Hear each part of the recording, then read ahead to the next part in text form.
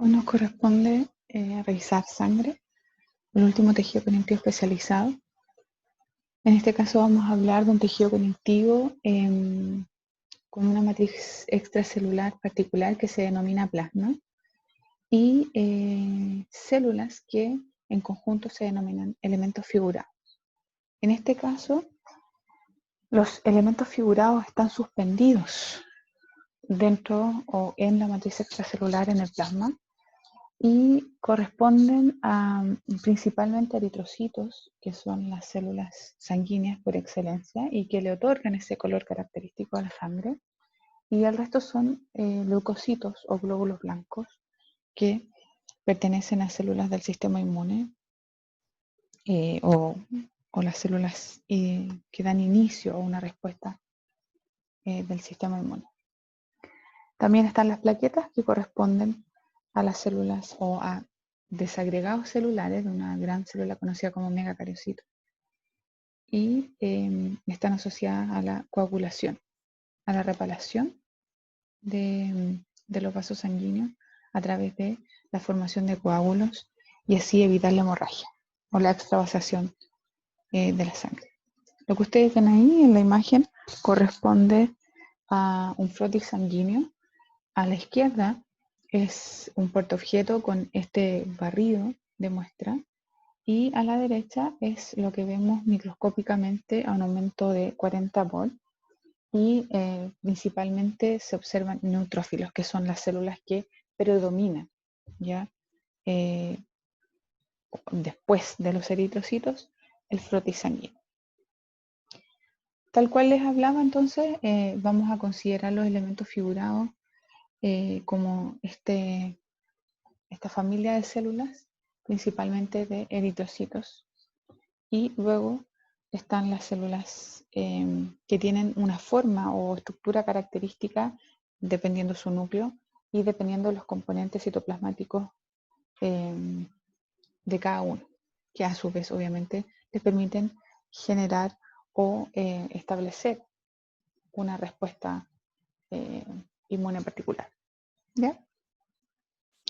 Cuando hablamos de sangre en términos generales, vamos a hablar de volemia, ¿ya? Que corresponde al volumen de sangre total presente en un individuo, y en un adulto promedio vamos a hablar de 5 a 6 litros, incluso 7 litros de sangre, ¿ya? Y la sangre es levemente alcalina, tiene un pH 7.4, es un fluido que tiene como función el transporte de gases, el dióxido de carbono, el oxígeno principalmente, el transporte de hormonas, de metabolitos, de productos de desecho y también de los electrolitos, que son sustancias, una sustancia o un componente fundamental para las funciones de nuestro organismo, ¿ya? Una de sus funciones está asociada a la regulación de temperatura, la regulación de pH, también el contenido de agua en las células, ¿ya?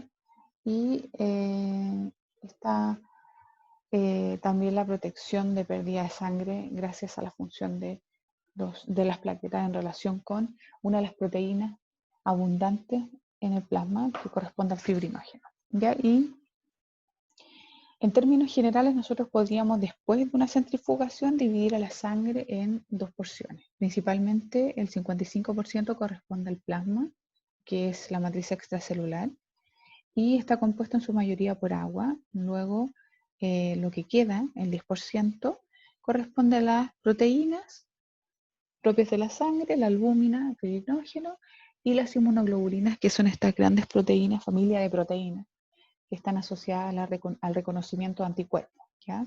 Están asociadas a la respuesta humana. El resto del 10% corresponde a todas las sustancias que ya les nombré y son propias del transporte o de las funciones de nuestro organismo, ¿ya? Y cuando hablamos de hormonas, obviamente tiene que ver con la descarga de estas sustancias por parte de las glándulas endocrinas y tiene que ver con el viaje de estas sustancias para efectuar una función particular en un órgano, célula o tejido blanco. El 45% restante que decanta, queda abajo el sobrenadante, corresponde a los elementos figurados y principalmente, en su mayoría, son los eritrocitos, estas células que son características del torrente sanguíneo, de la sangre, y podríamos decir que se evalúa a través del porcentaje en cantidad que uno visualiza, ¿ya? Y hace un conteo en un hemograma, por ejemplo. Y se denomina hematocrito, esta cantidad, un porcentaje de eritrocitos. El resto, el 1 al 2%, se divide en los leucocitos agranulados o granulados, ¿ya? A pesar de que hablamos de presencia y ausencia de gránulos citoplasmáticos en esta familia de células, ambos contienen el tipo de gránulos conocido como gránulos específicos o primarios, que son lisosomas. Y los gránulos secundarios e inespecíficos, los gránulos específicos secundarios son aquellos que van a darle la característica a cada uno de los granulocitos. Y los gránulos inespecíficos o primarios los tienen todos los tipos de leucocitos que vamos a estudiar. Y también están las plaquetas, que son la última parte de los elementos figurados. Acá hay unos indicadores de cuáles son las cantidades más o menos en promedio que debiera tener un adulto promedio de eritrocitos, leucocitos y plaquetas por milímetro de sangre. Cuando estudiamos la sangre, es importante reconocer, ¿cierto?, una característica de los eritrocitos. Y eso nos permite, a su vez, determinar los grupos sanguíneos, ¿ya? Esto no es nada más ni nada menos que cuando hablamos de los antígenos presentes en los eritrocitos. Y dependiendo del antígeno que se presente en el eritrocito, vamos a tener 4 tipos de grupos sanguíneos, o vamos a configurar 4 tipos de grupos sanguíneos. Cuando hablamos de un antígeno conocido como A, podemos determinar que estamos hablando del grupo A, y a su vez debemos considerar que el plasma de esta persona, es decir, de la persona que es grupo A, contiene unos anticuerpos conocidos como aglutininas, es decir, unas grandes proteínas que van a reconocer este antígeno. Van a reaccionar, no van a reaccionar, van a reconocer el antígeno A. Por lo tanto, va a tener aglutininas conocidas como anti-B, es decir, si hay otro antígeno presente en la sangre o en los eritrocitos que circulan por el plasma o presentes en el plasma, los van a atacar. Este tipo de grupo sanguíneo, el grupo A, tiene la característica de ser receptor del grupo A y grupo O, es decir, este grupo que no tiene antígenos presentes en la membrana del eritrocito, ¿ya? Luego está el grupo B, que tiene presente en la membrana del eritrocito un antígeno denominado B, que es muy distinto al A, por supuesto, y este tiene la capacidad de recibir sangre o eritrocitos del propio grupo, del grupo B, u del grupo O.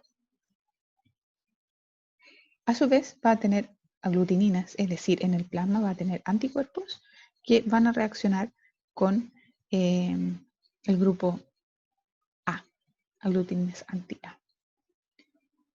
Y está luego el grupo AB, que es aquel grupo que tiene presente en la membrana del eritrocito ambos antígenos y se conoce como el receptor universal porque puede recibir de todos los eritrocitos con todos los antígenos posibles, porque obviamente en su plasma no hay aglutininas. O sea, no tienen anticuerpos que reaccionen ni con A ni con B, y obviamente no pueden reaccionar con el grupo O. El grupo O se conoce como el donador universal, porque al no tener antígenos presentes en la membrana del eritrocito, obviamente puede entregar eritrocitos, puede ser donador, pero a su vez su plasma no es capaz de soportar, o es, digámoslo más bien en la palabra correcta, reacciona con el grupo A y el grupo B. Por lo tanto, se reconoce o se denomina como glutaminas anti-A y anti-B. También vamos a hablar del grupo sanguíneo conocido como factor RH. Y el factor RH no es nada más que una proteína presente en la membrana del eritrocito también, y se conoce como el sistema RHD. Es una proteína inherente a la membrana del eritrocito y cuando está presente hablamos del factor RH positivo. Cuando está ausente hablamos del RH negativo. Aquí está mal. Dice RH positivo y es RH negativo. Esto es súper importante cuando hablamos de transfusiones sanguíneas. Pero también es mucho más importante cuando hablamos de embarazos de madres RH negativo con hijos RH positivo, ¿ya? En el primer embarazo no hay ningún problema, ¿ya? Pero una vez que nace la guaguita, el cuerpo de la mujer comienza a generar anticuerpos anti-RH positivo.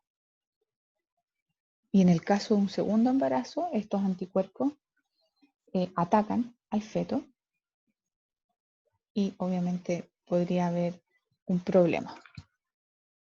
Entonces, también se puede dar el caso de la eritroblastosis fetal, una patología compleja que en los neonatos genera muchas fallas, incluso puede llegar a la muerte.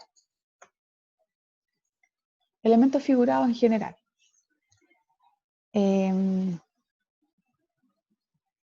Me salté. Vamos a hablar primero.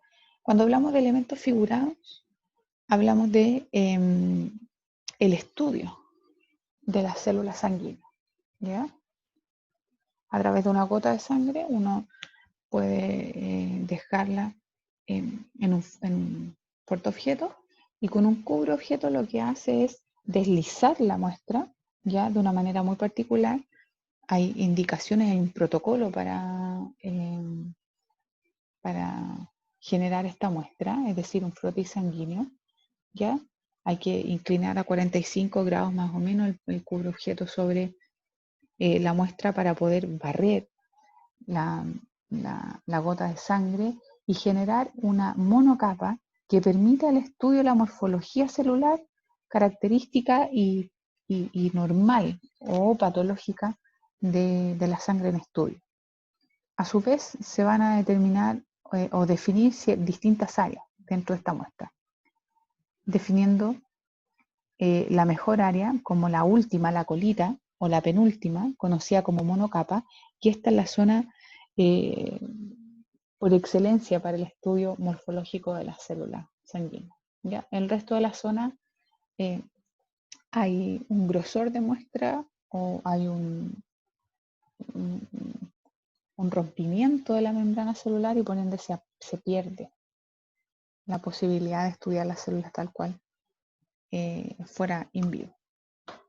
Entonces, entendiendo cómo vamos a estudiar los elementos figurados, pasamos a describirlo cada uno de ellos. Vamos a iniciar hablando del eritrocito. El eritrocito es la célula, el glóbulo rojo, ¿ya? La célula sanguínea por excelencia. Es una célula muy particular porque es anucleada, es decir, no tiene núcleo. En la hematopoiesis nace de la médula ósea, a partir de la médula ósea nace con un núcleo y luego de la diferenciación celular y la estimulación a través de cierta interleuquina pierde este núcleo, es fagocitado, eliminado y se queda con una zona central carente de este organelo y obviamente le da esta forma característica denominada bicóncava, ¿ya? Y obviamente también le da esta posibilidad de, de tener cierta flexibilidad morfológica para trabajar en ciertos diámetros muy específicos, como por ejemplo en un capilar, ¿ya? Que es muy pequeño. Es casi la misma medida de un eritrocito, que no es más allá de que 7,5 micrones como máximo, ¿ya? Y tiene 2 micrones de espesor.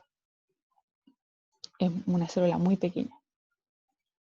En realidad una célula promedio, ¿ya? Porque hay células más pequeñas y hay células más grandes. En la región central mide 1 micrón de ancho y en realidad tiende a visualizarse como una zona que no existe, una zona no teñida en algunos fotos, ¿ya? La particularidad de esta célula es que en su zona externa, la región más externa, es muy gruesa, ¿ya?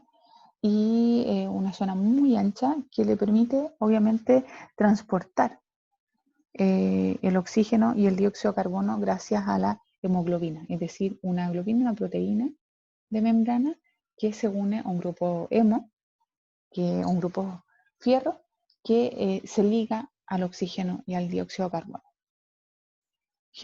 ayudando a la respiración celular.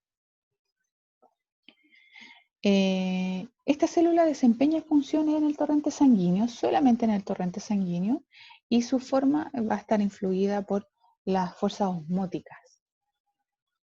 Por lo tanto, podemos hablar de células que se van a romper si el medio es hipertónico, es decir, la cantidad de agua que ingresa es tal que la célula estalla, ¿ya? Y obviamente hablamos de una célula que se arruga, que pierde su forma, si el medio es hipertónico. Y la célula debiera estar en un medio isotónico para su correcta función, y es decir, vamos a hablar de un área particular, muy particular, una zona externa mucho más ancha.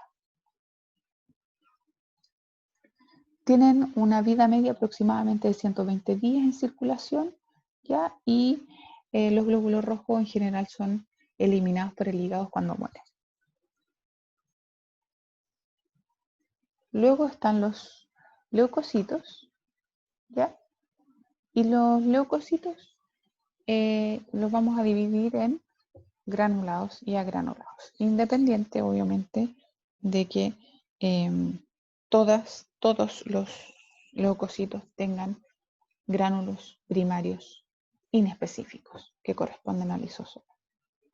Acá vamos a visualizar cómo los neutrófilos, que son las primeras células que vamos a caracterizar, logran salir del torrente sanguíneo a través de un proceso denominado diapédesis, ¿ya? Que es cómo a través de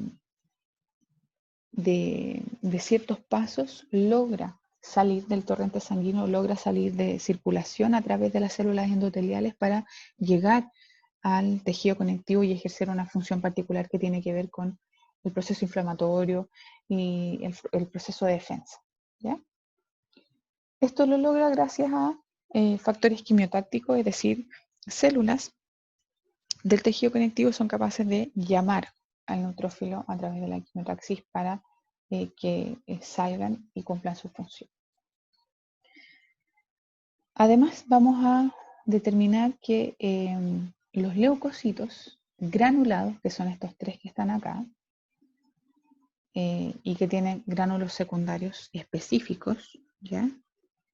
Y que le permite, obviamente, a cada uno cumplir una función particular, van a tomar o se van a denominar de acuerdo a la capacidad tintorial de estos gránulos, con colorantes ácidos y básicos. Por lo tanto, el eosinófilo es intensamente teñido, sus gránulos se tiñen intensamente con un colorante ácido, como la eosina, el basófilo se tiñe intensamente con un colorante básico. Su gránulo tiene la capacidad de teñirse con un colorante básico y el neutrófilo no tiene mayor reacción con un colorante. Entonces los neutrófilos son los primeros que vamos a caracterizar. Son una de las células más abundantes en los frotis sanguíneos. También son células grandes que miden 10 a 12 micrones de diámetro, ¿ya? Y tienen un núcleo multilobulado, por lo tanto, antiguamente se conocían como polimorfonucleares, porque a medida que se van envejeciendo estas células, adquieren distintos lóbulos en su núcleo. Obviamente estos lóbulos están conectados por puentes de cromatina, ¿ya? Primero nacen, el núcleo nace como en forma de callado, o sea, es decir, un núcleo completo, y luego a medida que van envejeciendo las células se mantiene unido, o se van generando lóbulos y se mantienen unidos por puentes de cromatina. Estas células circulan en la sangre aproximadamente 6 a 10 horas, luego van hacia el tejido conectivo mediante diapéresis para cumplir sus funciones y se autodestruyen una vez que logran su cometido. Están presentes en la respuesta inflamatoria aguda de la lesión tisular, es decir, cuando hay una lesión en un epitelio y ésta logra llegar al tejido conectivo, hay una estimulación de los vasos sanguíneos para que salgan estas células y elaboren una respuesta inflamatoria en donde hay rubor, calor, dolor, ¿ya? Para, obviamente, que lleguen las células que correspondan y se articula una respuesta y una reparación de la región. También ingieren y destruyen los restos dañados de tejido y también microorganismos invasores. Es la mayor cantidad de leucocitos presentes obviamente en un frotis, tal como les dije. Uno podría encontrarlos hasta en un 70% en cantidad por sobre los otros leucocitos. Y una de las características principales del neutrófilo es que contienen la cromatina de Barr o cromatina sexual, que es este pequeño apéndice nuclear, ¿ya? Es este que está acá y corresponde al cromosoma X inactivo en las mujeres. Por lo tanto, nos permite definir el sexo en recién nacidos que están de dudoso, ¿ya? A través de un frotis bucal, uno podría estudiar estas células y determinar si es mujer u hombre. Son células que tienen la capacidad de fagocitar bacterias, de granularse y de generar una respuesta inflamatoria. Luego vienen los eosinófilos. Los eosinófilos son los que están en menor, secundarios en cantidad dentro de un frotis, y en total de la población de leucocitos corresponde al 6% más o menos. Son característicos en su morfología porque, si se dan cuenta, su núcleo es bilobulado y se mantiene unido por un puente de cromatina, ¿ya? Y obviamente lo característico son los gránulos teñidos intensamente con eosina, ¿ya? Principalmente uno no los ve en un frotis sanguíneo, casi no aparecen, sino más bien uno los ve en un corte o en una muestra, principalmente de sistema respiratorio o el aparato gastrointestinal, principalmente en el intestino. Ya ahí ejercen funciones muy particulares, son como la primera línea de defensa, ya, y se ven estimulados, actúan frente a infecciones, a daño tisular, en la respuesta a la alergia y al rechazo de de injerto o de órgano. Interactúan con los linfocitos T y activan a los mastocitos también.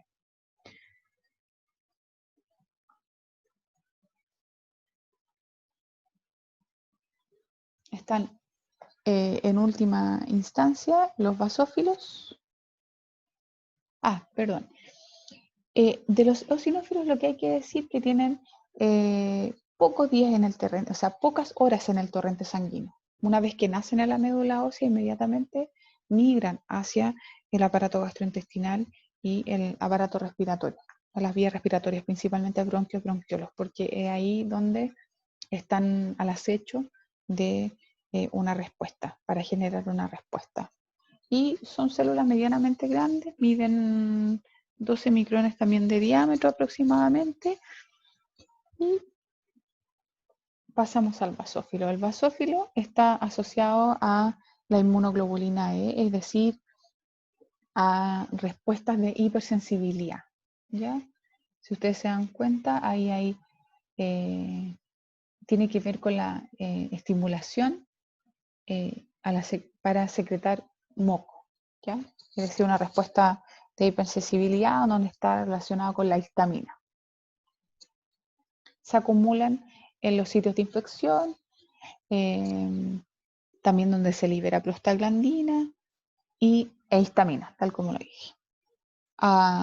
Son capaces de ayudar o son capaces de estimular el flujo sanguíneo en la zona del daño, por lo tanto aumentan el rubor y el calor y ayudan a articular la respuesta inflamatoria. Son casi uno de los primeros que están en la respuesta inflamatoria. Por lo tanto, es raro verlos en un frotis sanguíneo. Son poquitos en cantidad de la población, en general de la población de leucocitos, representan el 1% de la población de leucocitos. Y tal como ustedes visualizan acá, en un frotis se ven intensamente teñidos de azul por sus gránulos, por la presencia de sustancias, sus gránulos que atraen al colorante básico.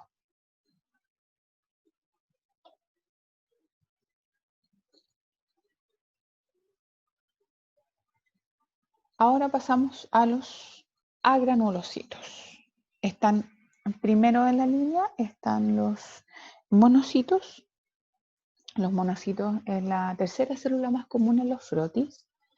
Y en realidad, una vez que nacen, poquitos días circulan en el torrente sanguíneo, 1 a 3 días, de ahí migran inmediatamente al tejido conectivo para transformarse en macrófagos. Su función está asociada a la fagocitosis de bacterias y sustancias de desecho, principalmente en las respuestas inmunes, ¿ya? O en los desechos que se generan post-inflamación aguda.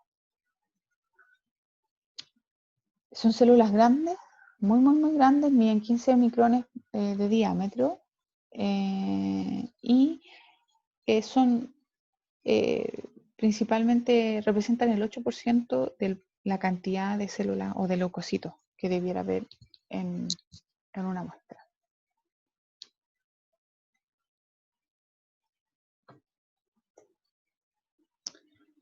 Luego están los linfocitos. Los linfocitos son otra célula agranulada. Estas se estudian con mayor profundidad en inmunología, ¿ya? Ya que obviamente requieren el estudio de los antígenos presentes en su membrana para determinar qué tipo de linfocito realmente estamos visualizando y qué función cumple. En términos generales vamos a hablar de linfocitos T y B. Si ustedes se dan cuenta aquí en una muestra, en un frotis sanguíneo, no podemos determinar cuál es un T y un B, pero sí en microscopía electrónica el B y el T se diferencian por la presencia de anticuerpos en la membrana del linfocito B. Y el linfocito T se diferencia en los natural killer, ¿cierto? Y en general a una gran subfamilia de linfocitos que están subclasificados dependiendo de la respuesta inmune y las interleuquinas con las cuales trabaja. La última línea de diferenciación del linfocito B corresponde a una célula plasmática, que es una célula que está en el tejido conectivo y tiene como función la secreción y producción continua de inmunoglobulina, es decir, anticuerpos. Se reconoce como célula en anillo de o rueda de carreta, ¿ya? Con núcleo en rueda de carreta. Y es porque obviamente la diferenciación última de esta célula, de este linfocito, eh, le da una configuración particular al citoplasma y al núcleo. El último elemento figurado que estudiamos es el trombocito o plaqueta. Y el trombocito no es nada más que una degranulación o, o desagregado del megacariocito, ¿ya? Un desagregado citoplasmático. Por lo tanto, son células que no tienen núcleo, ¿ya? Y están relacionadas intrínsecamente a la formación de coágulos y a la reparación endotelial. Por lo tanto, si un vaso sufre alguna lesión en el endotelio, estas en relación con la fibrina, ¿ya? Son capaces de formar un coágulo, adherir esa región o taponar esa región de manera que se pueda restablecer el endotelio funcional. Para entender de dónde provienen todas estas células, hay que entender la hematopoiesis. La hematopoiesis, en términos generales, es el proceso por el cual nace la célula sanguínea a partir de una célula madre, ¿ya? Y vamos a hablar de dos estirpes, la estirpe mieloide y la estirpe linfoide. La estirpe mieloide da en general origen a todas las células que eh, están o forman la sangre, excepto los linfocitos, y la estirpe linfoide obviamente da origen a los linfocitos. Cuando hablamos de hematopoiesis tenemos que entender que a partir de la célula madre, a través de la estimulación por ciertas interleuquinas, que son ciertos mediadores, que son ciertas como moléculas que informan a la célula su función o su proceso de diferenciación, van a formarse unidades formadoras de colonia de las distintas estirpes celulares. Por lo tanto, vamos a tener de unidades formadoras de colonia eritrocitos, granulocitos, monocitos y plaquetas. También obviamente el linfocito. Pero si hablamos de la estirpe mieloide, vamos a reconocer estos cuatro, inicialmente estos cuatro tipos de unidades formadoras de colonia de mieloide. ¿Ya? Luego, a partir de esta unidad formadora de colonia, hay una etapa sucesiva de diferenciación que da como resultado las células que nosotros conocemos, funcionales en el torrente sanguíneo. ¿Ya? Pero hay células que ciertamente sufren de un proceso de diferenciación mucho más complejo, mucho más largo y que requiere de más interleuquinas en relación o respecto de otras. Por ejemplo, en el caso de los eritrocitos, a través de la eritropoyetina, que es una sustancia que se secreta a los riñones, se genera esta unidad formadora de colonia de eritrocitos y nace una célula grande con un núcleo grande, activo, un proeritroblasto, y obviamente a través de la cadena de diferenciación y a través de la estimulación de gracias a ciertas interleuquinas, yo voy a llegar a la altura de un reticulocito. Es una célula en donde se pierde el núcleo, se degrada, se elimina, se fagocita y queda el citoplasma que se reconoce como eritrocito, glóbulo rojo, y que es la célula funcional por excelencia de la sangre, de este tejido conectivo especializado. Y luego está la unidad formadora de colonia de granulocitos, que obviamente da como origen final, como producto final al metamielocito, que va a subdividirse dependiendo de los gránulos que sobreexprese obviamente también de ciertos antígenos, va a dar origen al basófilo, al eosinófilo y al neutrófilo, conocidos como a grandes rasgos los granulocitos. Y la unidad formadora de colonia monocito, a partir de un monoblasto, es decir, una célula activa, una máquina metabólica activa, va a dar origen al monocito. Y está la unidad formadora de colonia de plaqueta, que a partir de un megacardioblasto da origen a un megacariocito, que obviamente el núcleo comienza a reorganizarse y el citoplasma se fragmenta a tal punto que da origen a los trombocitos o plaquetas. Y la estirpe linfoide, a partir de un linfoblasto, se diferencia a la distinta o a la gran subfamilia de linfocitos, que eso es un estudio, requiere un estudio mucho más acabado, y eso ustedes lo van a ver en inmunología. Es un maravilloso mundo en donde se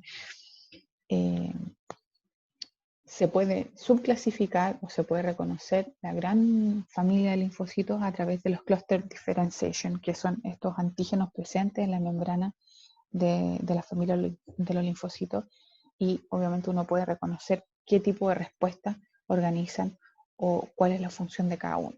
Hay un sinfín de linfocitos, principalmente cuando hablamos de linfocitos T, que dan origen a la respuesta celular. Para que esto ocurra, para que se dé la hematopoiesis, para que nazcan nuevas células, se requiere de la médula ósea, de este tejido que está internalizado en los huesos, ¿ya? Que está protegido por los huesos, largos principalmente. Al centro vamos a tener hueso esponjoso, y entre el hueso esponjoso, revestido por endostio, vamos a tener este tejido muy particular, ¿ya? Porque lo vamos a subclasificar en dos compartimientos, este tejido, ¿ya? O en dos zonas. Vamos a hablar de un compartimiento vascular, vamos a hablar de vasos sanguíneos, que se conoce como sinusoides en este caso, hacia donde vierte el tejido funcional hematopoyético o compartimiento de las células hematopoyéticas, que es el segundo compartimiento de la médula ósea, hacia que este tejido vierte hacia los sinusoides las células que están continuamente formándose, ¿ya? Cuando hablamos de este compartimiento de células hematopoyéticas, hablamos principalmente de una especie de tejido conectivo formado en gran cantidad por células reticulares, que son las que forman las fibras reticulares que organizan este tejido, ¿ya? Y organizan, obviamente, cómo estas células nacen, y a medida que nacen, se van formando, van ingresando hacia los sinusoides, hacia el compartimiento vascular, ¿ya? Este tejido conectivo, entre comillas, este compartimiento de células hematopoyéticas,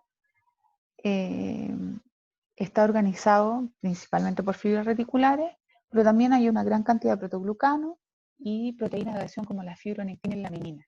Y esto tiene que ver, obviamente, con la organización del nacimiento de células nuevas y la descarga hacia los sinusoides para que pasen hacia el torrente sanguíneo. Y en el caso, por ejemplo, de los linfocitos, que los linfocitos T lleguen al timo y los linfocitos B vayan al vaso. Además, cuando hablamos de médula ósea, debemos considerar que la médula ósea va a tener una importante cantidad de células adipocitos, ¿ya? Y eso es, obviamente, tiene que ver con la actividad de la médula. Por lo tanto, podemos reconocer dos tipos de médula: la médula ósea roja y la médula ósea amarilla. La médula ósea roja es la que está activa hematopoyéticamente hablando continuamente, ¿ya?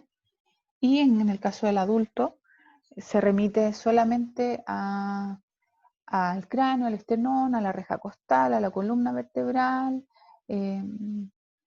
a esa zona, y obviamente es en menor cantidad, porque la formación de células es menor respecto a lo que puede ser en un recién nacido o en un neonato, ¿ya? Y la médula ósea amarilla es la que tiene baja actividad hematopoyética. La podemos encontrar a partir de un niño de 6 años, ya en los huesos largos, y se encuentra obviamente principalmente en la diáfisis de los huesos largos, ¿ya? Ahora, cuando, por ejemplo, en alguna patología hay una hemorragia importante, la médula amarilla puede pasar a convertirse o puede convertirse en una médula ósea roja, ¿ya? Con el propósito de activarse y producir una gran cantidad de células nuevas. Lo que ustedes ven aquí es médula ósea, un corte de médula ósea dentro del hueso. Hablamos de hueso esponjoso. Aquí vemos una trabécula de hueso esponjoso, ¿ya? Y a los lados, delimitando, está el endostio, y podríamos determinar que aquí está el compartimiento de células hematopoyéticas, en donde vamos a encontrar células adipocitos, ¿cierto? Megacarioblastos, que son estas células gigantes a partir de las cuales van a nacer las plaquetas, y el resto son células en proceso de formación, que van a migrar hacia un capilar sinusoide, hacia un vaso conocido como sinusoide, que en este corte no se puede observar eh, con, como con claridad, ¿ya? Pero para que se entienda, todo esto, en realidad la mayor cantidad de compartimiento que hay dentro de la médula ósea es compartimento hematopoyético, y son todas estas células. El resto son adipocitos, que son estas grandes células que ustedes ven acá, y tienen que ver con la reserva energética, y obviamente el resto está, están dispuestos los sinusoides, que son estos vasos sanguíneos hacia donde migran las células recién formadas. Eso es todo por hoy. Eso es en términos generales lo que es la sangre. Hay más detalles, y para eso deben consultar los libros que se les ha dado como eh, libros de referencia de consulta. Gracias.